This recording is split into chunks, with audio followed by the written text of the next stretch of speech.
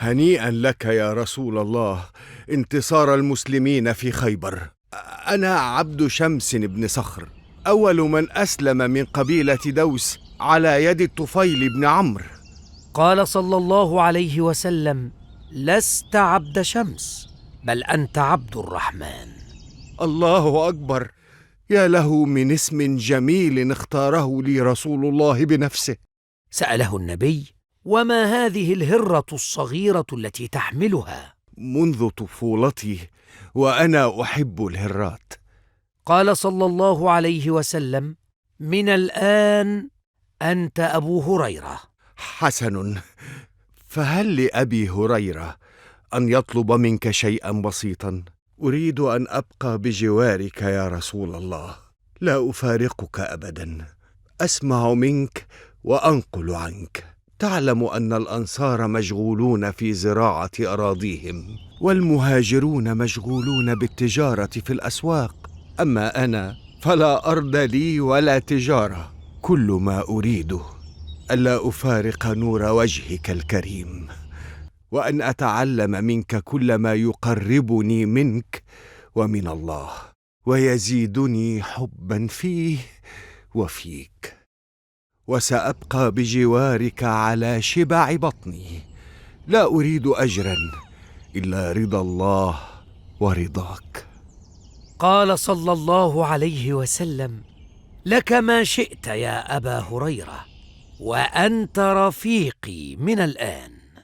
الحمد لله رب العالمين، ما أطيبها من رفقة وما أعظمها من صحبة. اللهم لا تفرق بيني وبين رسولك في الدنيا والآخرة يا أرحم الراحمين. ظل أبو هريرة رضي الله عنه مرافقا لرسول الله صلى الله عليه وسلم في معظم الأوقات والأماكن، يسمع له ويتعلم منه، ثم يروي عنه ما سمعه منه صلى الله عليه وسلم.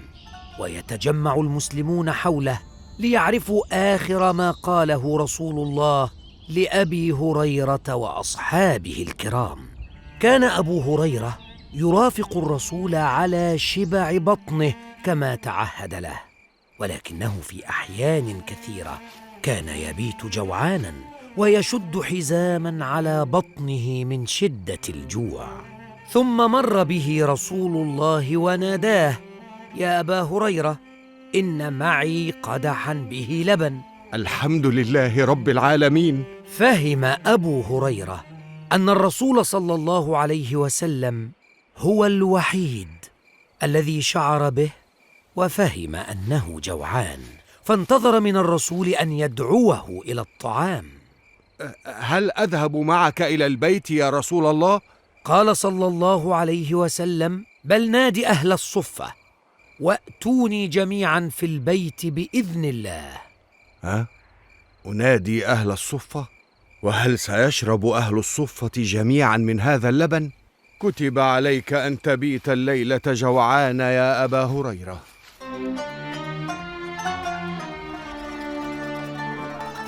أطاع أبو هريرة أمر رسول الله صلى الله عليه وسلم، ورغم جوعه الشديد فقد ذهب إلى المسجد ودعا أهل الصفة وهم فقراء المدينة لتناول العشاء عند رسول الله، وبأمر من النبي أخذ يصب لهم اللبن ليشربوا منه، وهو خائف بشدة من أن ينفد اللبن قبل أن يشرب هو منه.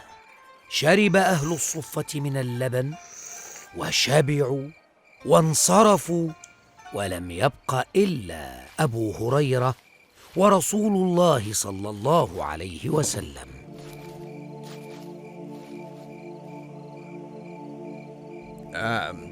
هل تأمرني بشيء آخر يا نبي الله؟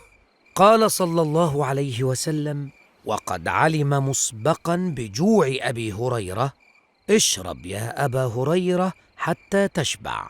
جزاك الله خيرا يا رسول الله، ولكن اشرب أنت أولا، فأخشى أن ينفد اللبن قبل أن تتذوقه، هذا إن لم يكن قد نفد أصلا. قال صلى الله عليه وسلم: لن ينفد اللبن بفضل الله. أخذ أبو هريرة يشرب من اللبن مرة بعد مرة حتى شبع وارتوى تماما. الحمد لله رب العالمين. سأله صلى الله عليه وسلم: لماذا توقفت؟ ملأت بطني ولم يعد هناك فيه مكان. ثم شرب رسول الله من اللبن، فكان آخر من شرب كعادته كل مرة في حضور ضيوفه. سبحان الله. ذهبت لأبي بكر وعمر فلم يفهما أنني جائع، وانصرفا دون أن يطعماني. وقد شعرت أنت بي يا رسول الله بمجرد أن رأيتني عن بعد، ولكن كيف لهذه الكمية الضئيلة من اللبن أن تكفي أهل الصفة، ثم يشرب منها كلانا، ثم يتبقى منها المزيد أيضا؟ فرد النبي: إنها بركة الله يا أبا هريرة، وما نقص مال من صدقة. سلمك الله يا أمي. سأطلب من رسول الله أن يدعو لك بالشفاء.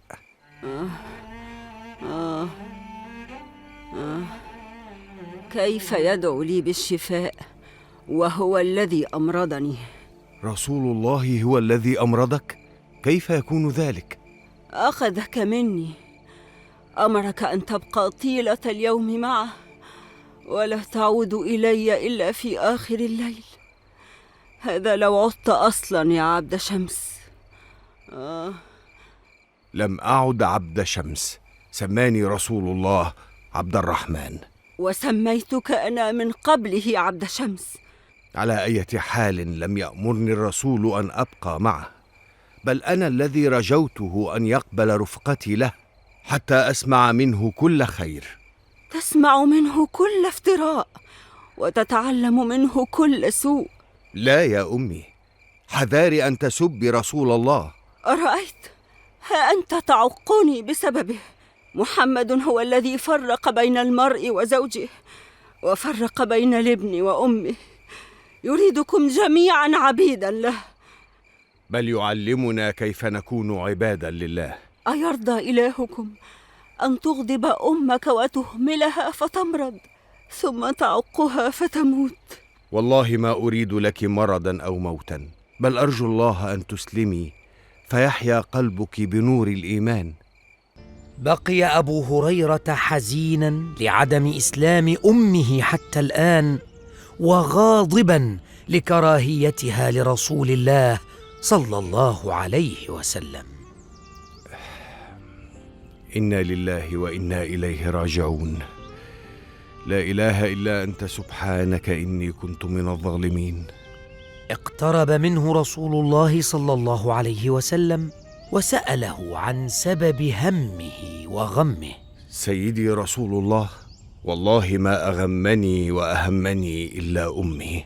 تأبى أن تسلم، بل وتسبك وترى أنك فرقت بيني وبينها، رغم أنها تعلم كم أحبك وأغار عليك. ادع لأمي يا رسول الله أن يهديها الله وتدخل في الإسلام. رفع رسول الله صلى الله عليه وسلم يديه بالدعاء وقال: اللهم اهد أم أبي هريرة، اللهم اهد أم أبي هريرة.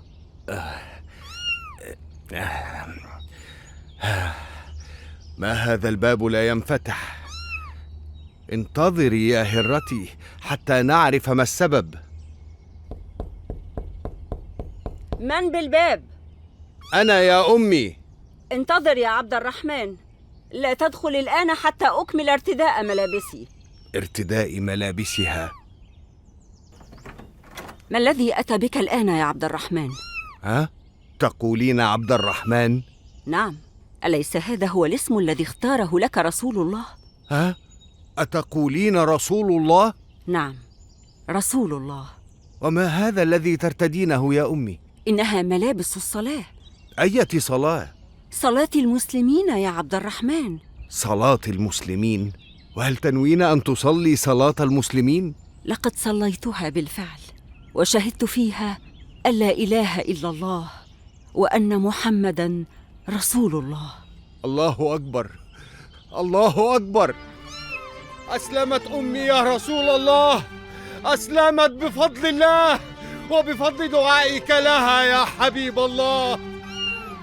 فرح أبو هريرة بإسلام أمه أميمة، واستمر بعدها في ملازمة رسول الله صلى الله عليه وسلم، يسمع له وينقل عنه كل ما يفعله ويقوله، حتى يهتدي به الناس جميعا في كل زمان ومكان.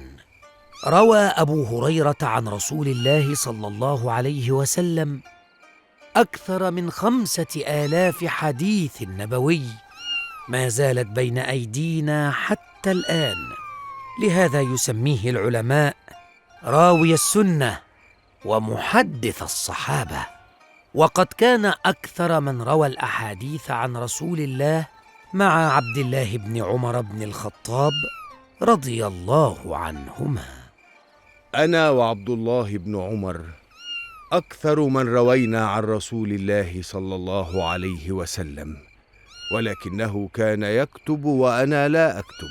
ولماذا اهتممت برواية الأحاديث النبوية يا شيخنا؟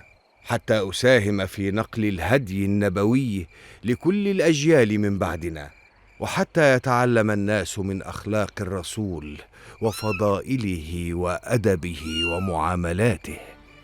فالدعوة إلى الله يا أبنائي فرض عين على كل مسلم، حتى لو لم يكن عالما؟ نعم، حتى لو لم يكن عالما، فيكفيه أن يدعو من يعلم بما يعلم.